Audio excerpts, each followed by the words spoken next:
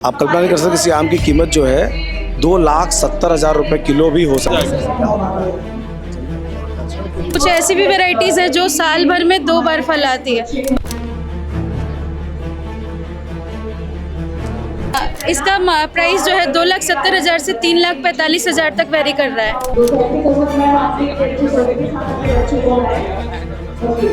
America का आम है ये, देखो भाई।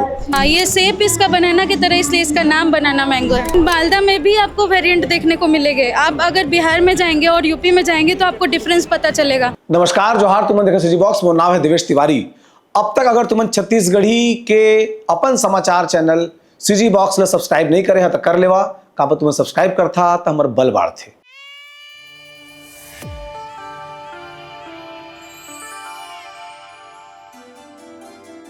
छत्तीसगढ़ के रायपुर में आम का महोत्सव चल रहा है। हम लोग उस आम के महोत्सव में पहुंचे हुए हैं, लेकिन यहाँ पर कुछ वैरायटीज ऐसे हैं जिनका उत्पादन छत्तीसगढ़ में कुछ किसान कर रहे हैं, उनको सफलता भी मिल रही है, लेकिन उसकी जो कीमत है वो आपको चौंका देगी। आप कल्पना नहीं कर सकते किसी आम की कीमत जो है 2,70,000 रुपए किलो भी हो सकती है। हालांकि भारत में वो बाजार नहीं है, जिसके कारण वो कीमत किसानों को नहीं मिल सकती। और कुछ ऐसी वैरायटीज हैं, इसको एग्जॉटिक किस्म में कहें, उस खंड में हम लोग खड़े हैं और बातचीत करेंगे। ज्योति, ये बताइए, ये एग्जॉटिक लिखने का मतलब क्या है? एक्सोटिक यानी कि ये विदेशी किस्म है और विदेश से ही लाई गई है, वहीं पे ये रिलीज हुआ था। अच्छा। हाँ, तो इंडियन वैरायटी वो नहीं है? नहीं, इंडिया में प्रोड्यूस हो रहा है, लेकिन वो रिलीज जहाँ से हुई है ना, उसी हिसाब से हम उस किस्म का नाम रखते हैं। तो ये विदेशी किस्म है, ये वहीं से रिलीज हुई है। जापानी वैरायटी है ये मियाज़ाकी। अच्छा, कल मियाज़ाकी के बारे में लास्ट में आएंगे। दर्शक बहुत चालाक हैं, भाग जाते हैं, है ना, तो उनको लास्ट में बताएंगे उसके बारे में। ये कौन सा नस्ल है ये तो चुसनी वैरायटी है, अभी उड़ीसा में ये प्रोड्यूस हो रहा है। अच्छा। और इसमें इसका खासियत यही है कि आप इसको कट कर किए बिना चूस के भी खा सकते। इसका नाम भी उसी तरह से रखा गया है। अच्छा, चुस्नी वैरायटी है। स्वाद में कैसा होगा ये? स्वाद में तो ठीक ठाक है, अच्छा है सर। ठीक। और ये फिलीपींस ऑल टाइम मैंगो 12 मासी। 12 मासी है, मतलब साल भर इसका प्रोडक्शन ले सकते हैं। साल भर? मतलब आम के मौसम का वेट नहीं करना पड़ेगा? नहीं, और एक कुछ ऐसी भी वैरायटीज है जो साल भर में 2 बार फल आती है। बाहर उसके पौधे भी मिल रहे हैं। इसकी क्या खासियत है? इसकी खासियत है कि ये पतली सी वैरायटी है। इसका जो आम होता है ना, काफ़ी पतला सा सिलेंड्रिकल जैसे इसका शेप है, और ये खाने में बिल्कुल चौसा से थोड़ा मिलता जुलता स्वाद है। उस लेवल पे तो नहीं, लेकिन उसी टाइप का है। ये फिलीपींस से रिलीज हुआ है। अच्छा। और ये जो दिखने में एप्पल की तरह लग रहा है, ये मियाज़ाकी है सर। मियाज़ाकी की वैरायटी है भी। हाँ, पर इसका ये वेरिएंट है। मतलब जो ठीक ठीक मियाज़ाकी मुझे समझ आ रहा है, वो दोनों बॉक्स वाली है। ये बॉक्स जो प्रगति के बारे में कोई संदेश देना चाहते हैं। इसकी कीमत जो लिखा हुआ है 2,70,000 रुपए, वो इंटरनेशनल मार्केट में होगा? हाँ, इसका प्राइस जो है 2,70,000 से 3,45,0000 तक वेरी कर रहा है। किलो? हाँ, किलो नहीं, 2 इसी तरह से पैक करके ये सेल होता है। इसकी ब्रांड कोई खरीद रहा होगा इसको? खरीद तो, क्योंकि कुछ वीआईपीज हैं हमारे यहाँ भी और बाहर में तो है ही जो इसको सेल कर रहे हैं, क्योंकि हमारे ये जापान से आया तो येन में इसका जो है खरीदारी हो रही है। जापान का जो करेंसी है उसको इंडियन में कन्वर्ट करके और यहाँ तक लाने के बाद ट्रांसपोर्टिंग, ये वो हर कॉस्ट को जोड़ने के बाद ये रेट वहाँ पे निकल के आता है। कॉस्ट ऑफ कल्टीवेशन इसका काफ़ी हाई है, इसी वजह से ये इस तरह से बिक रहा है।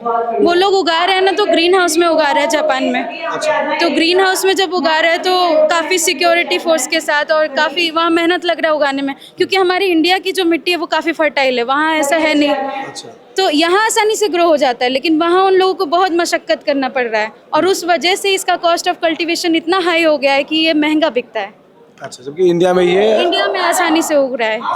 अभी छत्तीसगढ़ में ये सूरजपुर में एक किसान ने उगाया है, और अभी उन्होंने यहाँ पे प्रदर्शनी के लिए हमें कंट्रीब्यूट किया। ये कौन सा नस्ल है? सर ये टॉमी एटकिंस है। टॉमी एटकिंस, ये फ्लोरिडा यूएसए की वैरायटी है। अच्छा, ये अमेरिका के आम? जी, अमेरिका का आम है ये, देखो भाई। ऐसे हमें जागरूकता और ऐसे अवेयरनेस हमें। तो इसके स्वाद में और हमारे यहाँ के आम में क्या अंतर है? सर ये मीठा होता है। अच्छा,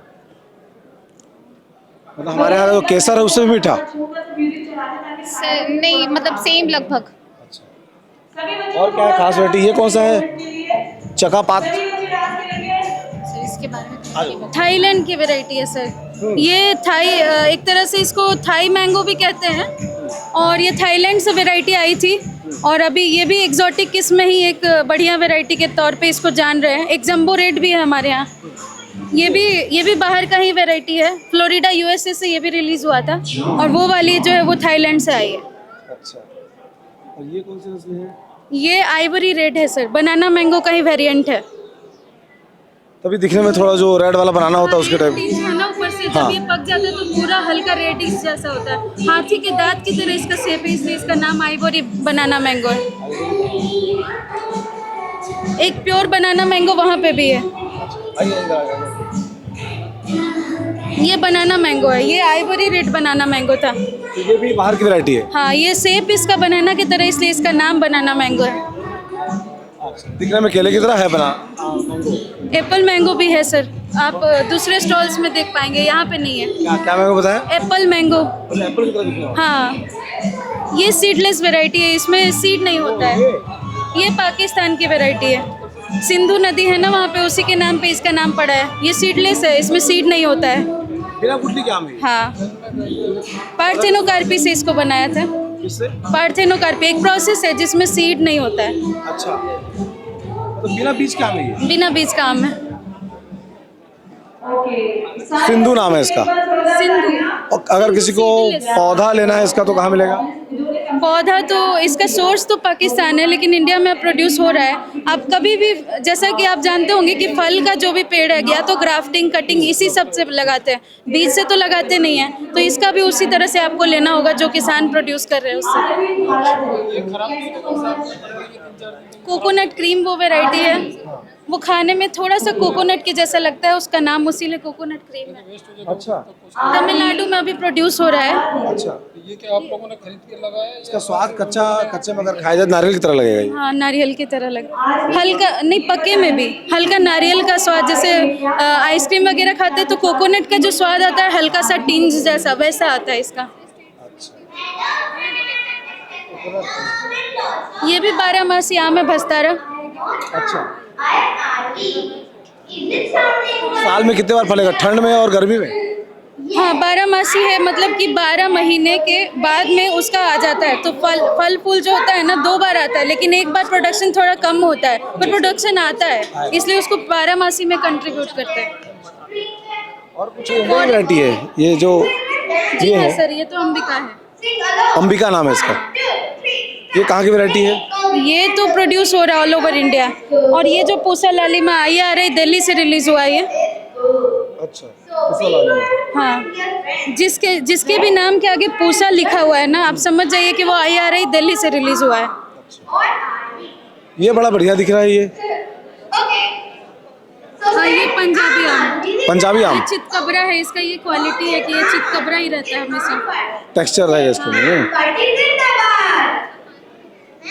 कहाँ से है ये वाला आम? इसके जैसा एक और मिलता जुलता आम है, महाराजा आम। वो भी इतना बड़ा सा गोल गोल आम है, वो काफी भारी होता है, बड़ा सा। हमारे इंडिया का ही है, ये सब इंडिया का ही। बहुत सुंदर इन्होंने आम के बारे में। इंडिया के जितने आम हैं उनमें सबसे बेटर आम किसको माना जाता है? बेहतर देखिए, आपको बहुत कुछ देखना पड़ेगा। आप फल की बात हम कर तो 2 ही रहे 3 जानते हैं, मतलब हैं, हापुस। अगर आप प्रोसेसिंग की बात कर रहे हैं, अगर आप जूस की बात कर रहे हैं, अगर आप टेबल पर्पस के लिए बात कर रहे हैं, अगर आप अचार के लिए बात कर रहे हैं, तो सब जितने कैटेगरी में आप बांट रहे हैं उस हिसाब से आपको वैरायटी बतानी पड़ेगी। अच्छा। तो अगर आप खाने में मीठा खोज रहे हैं तो चौसा बढ़िया है। अगर आप केसर के स्वाद का खोज रहे हैं, गिर केसर बढ़िया है। अगर आप पल्प अच्छा चाहते हैं तो बंगनपल्ली और अल्फांसो प्रोसेसिंग के लिए बहुत अच्छा है, उसमें जूस ज़्यादा है।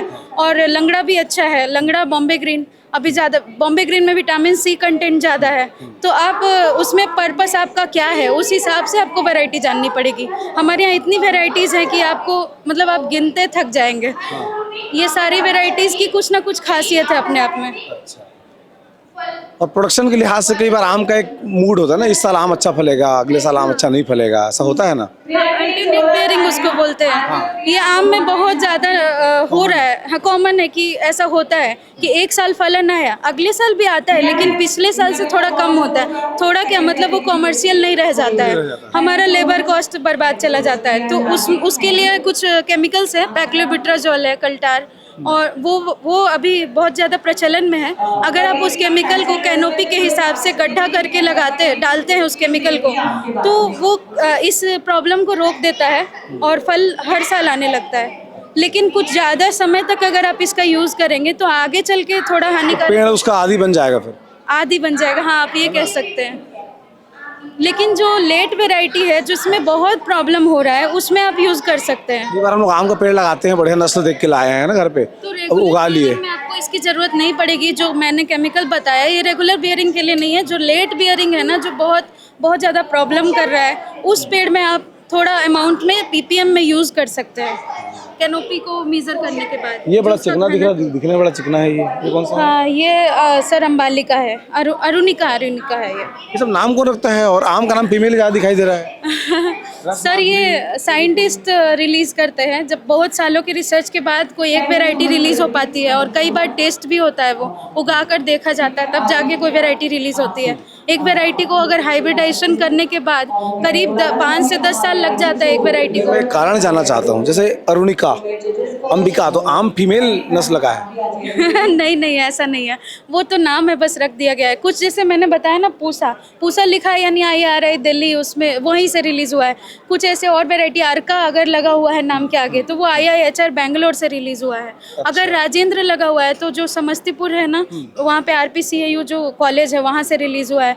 तो जैसे यहाँ इंदिरा गांधी से रिलीज होता है ना IGKV से वैरायटी, तो उसमें इंदिरा लगा रहता है जैसे। अच्छा। हाँ, छत्तीसगढ़ भी लगा रहता है। वो इस एग्रीकल्चर यूनिवर्सिटी का जो जहाँ से रिलीज होता है, कुछ वेराइटीज में आपको नाम देखने को मिलेगा और कुछ जो साइंटिस्ट होते हैं अपने वर्कर्स या जिनका कंट्रीब्यूशन ज़्यादा होता है उनके नाम पे रख देते हैं। ये वाली सर महाराजा वैरायटी है जो मैं उस समय बता रही थी। सेवपल्ली लिखा, तो ये साउथ का होगा। ये सेवपल्ली है, वो महाराजा वैरायटी है। क्या खासियत थी इसकी? इसकी खासियत अभी तो ये कल्टीवेट बहुत कम हो रहा है। ये ज़्यादा करके राजा लोग खाया करते थे पहले। और कुछ नूरजहाँ जो है वहाँ पे कहीं पे था रखा हुआ, एक नूरजहाँ वैरायटी है, तो उस समय में वो लोग ज़्यादा खाते थे। जहांगीर वैरायटी है हमारे यहाँ, स्वर्ण रेखा है, ये सब जो वैरायटीज़ है ना रॉयल लोग यूज़ करते थे और उसी के नाम पे ऐसा पड़ गया था। अच्छा। ये जो राज रसोई होती थी महाराजा की, वहाँ यूज़ होती थी, ये महाराजा नाम से ये अभी भी है, पर ये बहुत कम कल्टीवेट हो रहा है आजकल। उत्पादन कम है इसका? उत्पादन कम नहीं है, मतलब कम लोग हैं। पॉपुलैरिटी थोड़ी कम हो गई। अब जैसे कि अगर घूमने जा रहे हैं आप और एक आम लेके जाएं तो उसको अच्छा नहीं लगेगा। एक इस तरह से मिलती जुलती एक वैरायटी है वहाँ पे, हाथी झूल, जो छत्तीसगढ़ से रिलीज, छत्तीसगढ़ की अपनी वैरायटी। बीजापुर में अच्छा उत्पादन है उसका। हाँ, उसका उत्पादन बस्तर में भी है और उधर के सारे एरिया ये में। एक मेरे मन से भ्रम दूर करिए। मैं 2 साल पहले बीजापुर से मैंने एक पौधा खरीदा, हाथी झूल। अब किसी ने मुझसे कहा कि हाथी झूल और एक मालदा एक ही वैरायटी है। नहीं, गलत है ये गलत है। मालदा जो है यूपी में एक मालदा का साइज है, हाँ है ना? मालदा का भी साइज है, लेकिन मालदा में भी आपको वेरिएंट देखने को मिलेंगे। आप अगर बिहार में जाएंगे और यूपी में जाएंगे तो आपको डिफरेंस पता चलेगा मालदा में ही। तो एक लखनऊई मालदा है, एक दुधिया मालदा है जो पटना में कल्टीवेट हो रहा है। क्योंकि मैं उसी रीजन से हूँ, इसलिए मैं इस बात को समझती हूँ अच्छे तरीके से। और ये जो वो आप है जो मीठा जब पकता है तो आप खा सकते हैं, कंज्यूम कर सकते हैं, वो मीठा होता है खाने में। पर ये आप अगर खाएंगे ना पकने के बाद तो थोड़ा खट्टा। ये अचार के लिए बहुत बेस्ट वैरायटी है, हाथी झूल। हाँ, हाथी झूल बेस्ट वैरायटी है अचार के लिए। पकने के बाद तो काफी मीठा होता है ये। मीठा है लेकिन खट्टा मीठा स्वाद है हल्का।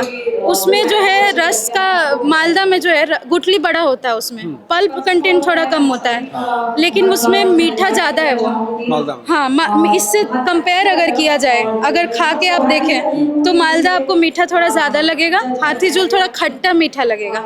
और अचार अगर आप बना रहे हैं ना तो अच्छा है। और साइज कितने किलो तक का जाता होगा? इसका रिकॉर्ड किया गया 6 किलो तक गया है और 30 सेंटीमीटर तक रिकॉर्ड किया गया है। और अभी हमारे पास अवेलेबल है 3 किलो वाली, जिसको प्रथम पुरस्कार दिया गया है, और द्वितीय 1.5-2 किलो के आसपास का आम है। ये मैंने लगाया अपने घर में। हाँ बस्तर में एक बार खाने के बाद पूरा पेट भर जाता है एक आम से। हाँ, एक आम से अगर स्मॉल फैमिली है तो पूरा घर खा सकता है।